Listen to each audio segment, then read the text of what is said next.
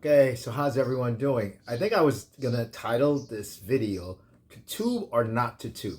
That is the question. So I wanted to talk about whether or not tube amps are actually better than solid state amps and modelers and things of that nature. So um, primarily, I'm a solid state guy as far as amps goes. I mean, for years, I've always owned a Henriksen of some sort. I own the Henriksen Bud 6 right now. And before that, I owned the first generation Jazz 110. So I own that. I love them. I really, really like solid state because I think it probably stems from the fact that historically for me, the sound that I liked was the polytone sound. That's what I grew up with, was basically Gibson 175 being played through a polytone amp with that whole mid-range sound, which wasn't necessarily tube playing, but obviously folks like Wes Montgomery played tube amps and things of that nature. So yeah, but that was the sound that I gravitated to, was really polytone type amps, mid-range, which are basically solid state amps. And a Henriksen is basically,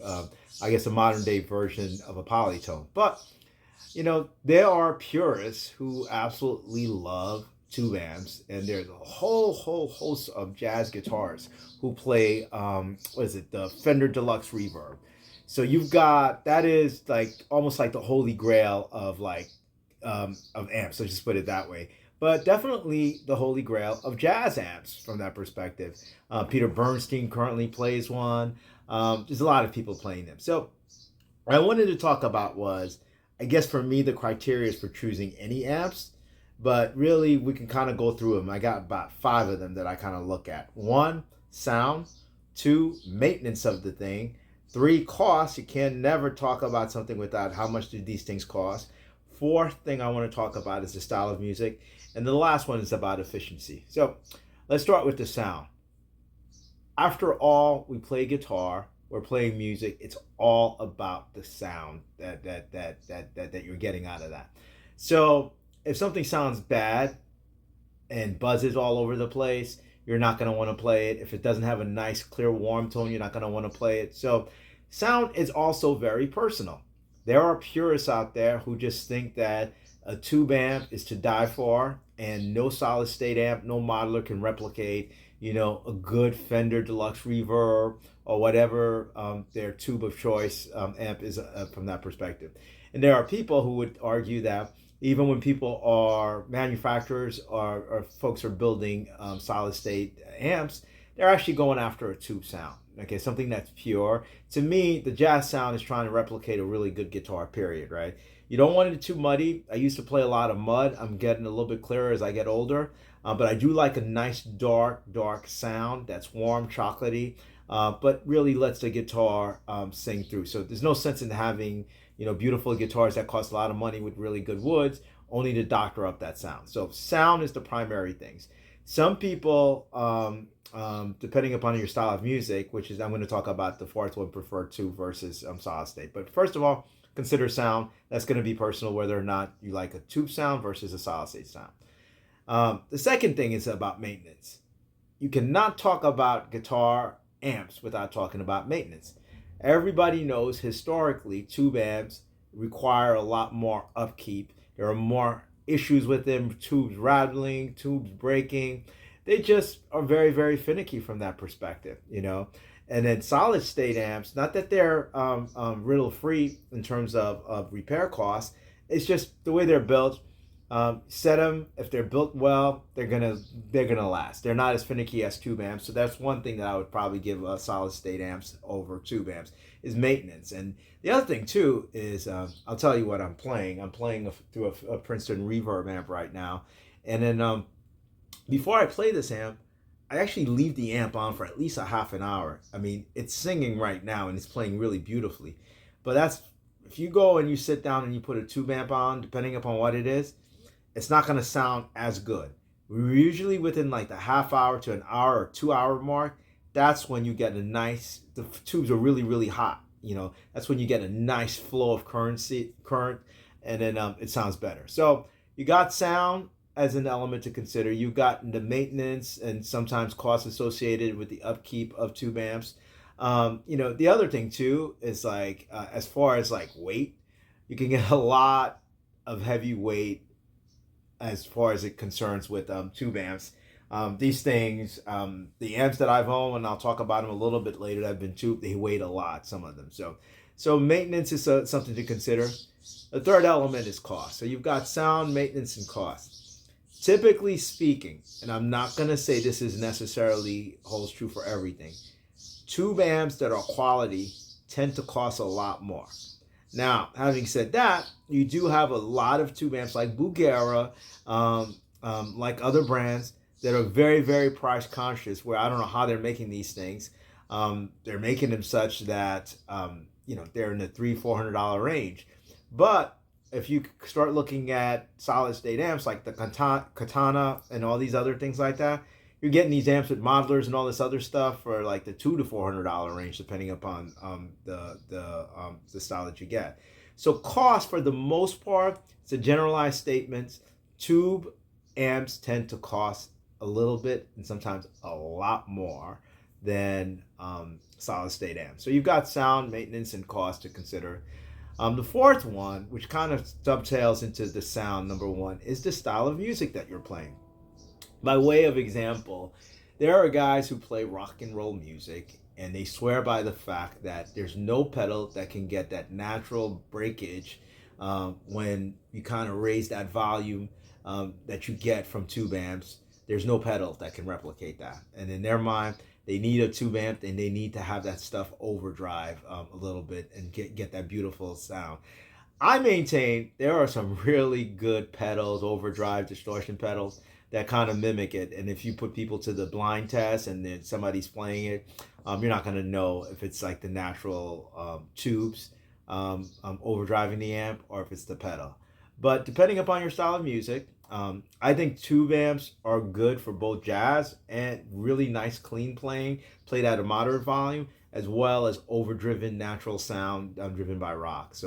But really, it's about the style of music and what you prefer. So you've got sound, maintenance, call, and style of music. The fifth thing I wanted to talk about is the whole notion of efficiency. At the end of the day, this is all going to be about what's right for you. Efficiency for me talks about size of the equipment. One of the reasons I've owned Henriksen and I own a Bud 6 is that I think it's the holy grail of amp, and I just recently tried, or I owned a DV Mark Little Jazz before too. It's incredible what you can do with these amps. I mean, they're tiny. I think the speaker size of my Henriksen Bud is like a 6.5-inch speaker. So you do not need something that's like a 12, 15-inch, or even 10-inch speaker to get a really good quality sound that's almost tube-like, if that's what you're after. So efficiency for me, like I said, has to do with size. It also has to do with what I call compatibility with what you're playing. And then that means that if you're running the stuff through pedals, that means if you're going through DIs, that means if you're going through computers and you're using modelers, that, to be honest with you, I think solid state ends up better. Like I'll give you an example of an amp I've never owned. Like Quilter amps are really, really good, and I've tried a few of them. Those amps are really great pedal platforms. It's a great thing. I think they're better pedal platforms than even Henriksen, but I've always liked Henriksen for whatever reason and stuff because I'm very simple. Let's put it that way. But yeah, you got to think of things of that nature. So you got sound, maintenance, cost, style of music, and last but not least, efficiency for you. So my journey in terms of amp acquisition has been all over the map for the most part. Albeit, I have always 99.9% been a solid state amp person. Every once in a while, it feels like every other year lately, within the past 5 years, I've gotten this urge to have a tube amp. So, tube amps that I've owned or own include the Pro Junior. I think that's actually a better amp, to be honest with you, than a Blues Junior. So I've owned Blues Juniors in the past. I've owned them more than once. I've owned, I would say, about 3 or 4 Pro Juniors in my life, and then I bought my oldest son. He wanted a tube amp. He didn't want any solid state when he started playing, so I got him a Pro Junior and ended up playing most of that stuff. So I love that. So I've owned a Pro Junior, Blues Junior. I've owned a custom Lange amp. Oh, by the way, guy makes great amps. And then I've owned 2 boutique amps that cost a lot of money, and between you and I, were probably way too much amp for me. I've owned a Milkman, great amp, great amp, and I've owned the Tone King Imperial Mark II. And so those last 2 amps were just outrageously good, especially the Tone King. I actually think the Tone King was a better amp than the Milkman in that it was perfect because it had an attenuator, so you can get that natural breakage at a lower sound. It had a rhythm section that kind of looked like there was almost like the tweed and the blackface section and all off of that. The thing about those things, specifically the Tone King, was that was actually too much amp for me. Let's put it that way. I am still primarily a pure clean player. And the Tone King also weighed like 45 into 40 pounds, and so did the Milkman. So they were all bigger amps and stuff. So, I just recently now have a Princeton Reverb amp, okay? And I did a lot of research on that, and I started to have to come to Jesus what I was looking for. I knew I wanted another amp, and initially I was going to keep the the Mark DV Little Jazz. But I felt it was just redundancy. I've also had and have one here, an AER Compact 40, which is basically, at the end of the day, I thought, okay, all these amps are basically Henriksen amps. Whether it's the DV Mark Little Jazz, I call that the poor man's Henriksen. Those things could be had for between $300 and $500. They're beautiful amps if you need a small package. I have the Henriksen Bud, which I always was having. I have an AER Compact 40.